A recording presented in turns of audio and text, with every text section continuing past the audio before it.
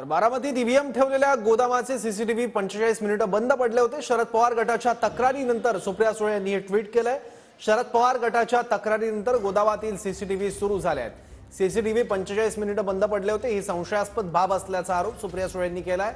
निवडणूक आयोगाने कारणं याची जाहीर करावी असंही सुप्रिया सुळे यांनी म्हटलंय। तसंच या घटनेला जबाबदार असणाऱ्यांवर कारवाई करा अशी मागणी सुप्रिया सुळे यांनी केली।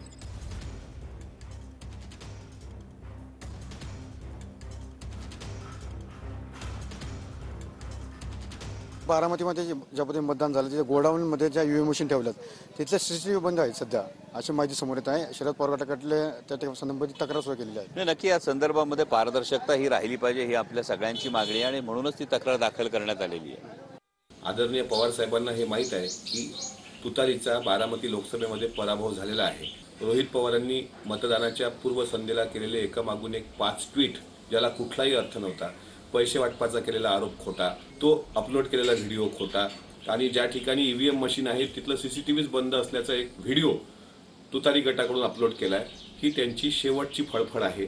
त्यांना स्पष्ट पराभव दिसतोय, निंदा नालस्ती करून जमलं नाही आणि उद्या ज्यावेळेस राष्ट्रवादीचा उमेदवार त्या ठिकाणी विजयी झालेला असेल त्यावेळेस हा रोहित पवार नाचायला मोकळा असेल। आम्ही अगोदर सांगितलं होतं, पैसे वाटले, बँका उघड्या होत्या, त्याच्यानंतर गुंडागर्दी केली आणि मग नंतर ईव्हीएम सेट केली।